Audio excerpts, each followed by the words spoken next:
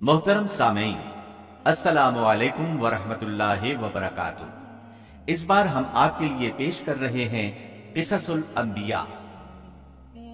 चुनाचे अब हम आपको इदरीस अलैहिस्सलाम के बारे में बताते हैं। एक हदीस में है कि आदम और शीस अलैहिस्सलाम के बाद इदरीस अलैहिस्सलाम पहले नबी हैं। एक दूसरी हदीस में है कि इदरीस अलैहिस्सलाम पहले नबी हैं जिन्होंने कलम के जरिए लिखा और लोगों को किताबत सिखाई।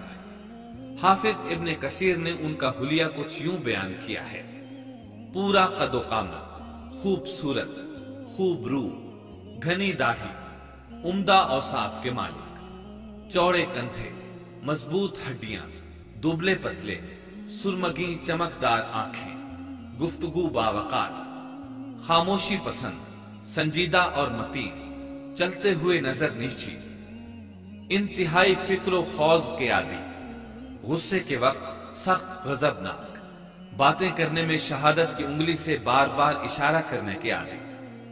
इदरीस अलैहिस्सलाम शीस अलैहिस्सलाम की शरीयत पर अमल पैरा रहे।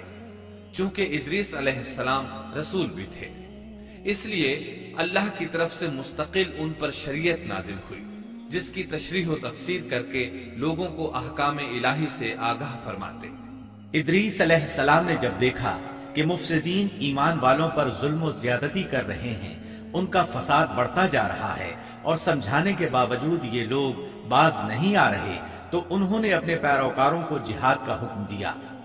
इदरीस अलैहिस्सलाम पहले शख्स हैं जिन्होंने अल्लाह के रास्ते में जिहाद किया, गनीमतें हासिल की और दुश्मनों को कैदी बनाया। लेकिन गनीमतें और कैदी उनके लिए हलाल नहीं थे।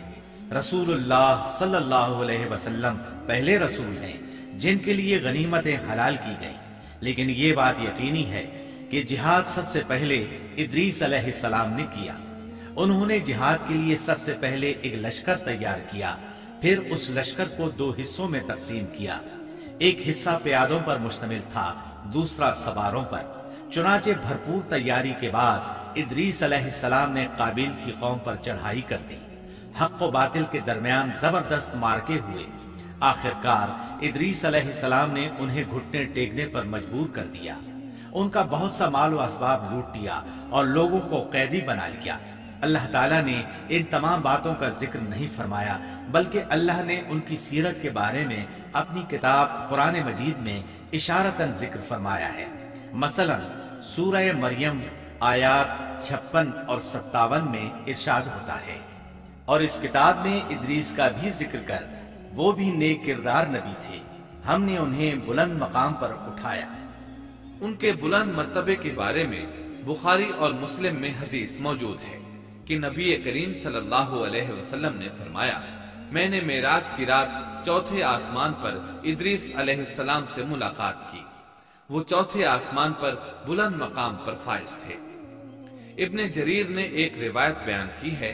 वो रिवायत इस बात की वजाहत करती है कि अल्लाह ताला के इरशाद वरफ़अनाहु मकानन अलिय्या से क्या मुराद है, इसका क्या मफहूम है। इब्ने जरीर के अलावा दीगर बड़े बड़े मुफस्सिरीन और मुअर्रिखीन ने भी इस रिवायत को जिक्र किया है, लेकिन इसकी कोई सही सनद नहीं मिल सकी।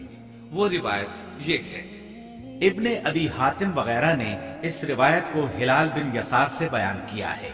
वो कहते हैं, मेरी मौजूदगी में इब्ने अब्बास रज़ी अल्लाहु अन्हुमा ने काब रहमतुल्लाह अलैहि से पूछा, काब, इदरीस अलैहिस्सलाम के मुताल्लिक अल्लाह ताला के इस कौल वरफ़अनाहु मकानन अलिय्या, हमने उन्हें बुलंद मकाम पर उठा लिया, का क्या मतलब है? तो काब रहमतुल्लाह अलैहि ने जवाब दिया, अल्लाह ताला ने इदरीस अलैहिस्सलाम पर एक मर्तबा ये वही नाजिल फरमाई, ऐ इदरीस, तमाम अहले दुनिया जिस कदर रोजाना नेक अमल करेंगे, उन सब के बराबर में तुझे हर दिन अजर दूंगा। इदरीस अलैहिस्सलाम ने ये सुना तो उन्हें ख्वाहिश महसूस हुई कि मेरे आमाल में रोज अफजूं इजाफा हो, इसलिए उम्र का हिस्सा तवील हो जाए तो अच्छा है। उन्होंने वही इलाही और अपने इस ख्याल को एक रफीक फरिश्ते पर जाहिर करके कहा, इस मामले में मौत के फरिश्ते से गुफ्तगू करो ताकि मैं नेक आमाल का ज्यादा से ज्यादा वक्त हासिल कर सकूं। उस फरिश्ते ने जब ये सुना तो इदरीस अलैहिस्सलाम को अपने बाजुओं पर बिठा कर ले उड़ा। जब ये चौथे आसमान से गुजर रहे थे तो मौत का फरिश्ता जमीन पर आने के लिए उतर रहा था। वहीं दोनों की मुलाकात हो गई। दोस्त फरिश्ते ने मौत के फरिश्ते से इदरीस अलैहिस्सलाम के बारे में गुफ्तगू की। मौत के फरिश्ते ने दरियाफ्त किया, इदरीस अलैहिस्सलाम कहाँ हैं? उसने कहा, मेरी पुश्त पर। मौत का फरिश्ता कहने लगा, मुझे अल्लाह की तरफ से ये हुक्म मिला है कि चौथे आसमान पर इदरीस अलैहिस्सलाम की रूह कब्ज करूं। इसलिए मैं सख्त हैरत में था कि ये कैसे मुमकिन है। इदरीस अलैहिस्सलाम तो जमीन पर हैं। चुनाचे मौत का फरिश्ता इदरीस अलैहिस्सलाम के पास आया, उनसे इजाजत तलब की और उनकी रूह कब्ज कर ली। अंबिया को ये इम्तियाज हासिल है कि फरिश्ता उनकी इजाजत के बगैर उनकी रूह कब्ज नहीं कर सकता, और रसूलुल्लाह सल्लल्लाहु अलैहि वसल्लम को तो ये इख्तियार दिया गया कि आप दुनिया में मजीद रहना पसंद करें तो रह सकते हैं, या फिर रफीक आला की रिफाकत को पसंद कर लें। आपने रफीक आला की रिफाकत को पसंद फरमाया। इस तरह इदरीस अलैहिस्सलाम की रूह चौथे आसमान पर कब्ज की गई। इन्हें भी ईसा अलैहिस्सलाम की तरह आसमान पर उठाया गया। फर्क ये है कि ईसा अलैहिस्सलाम की रूह कब्ज नहीं की गई। ये वाकया नकल करके काब रहमतुल्लाह अलैह फरमाते हैं कि अल्लाह ताला के इरशाद वरफ़अनाहु मकानन अलिय्या की तफसीर यही है। लेकिन दुरुस्त बात यह है कि ये इस्राएली रिवायत है। इदरीस अलैहिस्सलाम की वफात हो गई तो लोग फसाद में और बढ़ गए, उनमें शर फैल गया, ताहम वो तौहीद पर कायम रहे। बुत परस्ती का उनमें कोई शऊर नहीं था। लोग आदम अलैहिस्सलाम की वफात के 1000 साल बाद तक तौहीद पर कायम रहे। उनमें फिस्क व फुजूर जरूर था, लेकिन शिर्क नहीं था।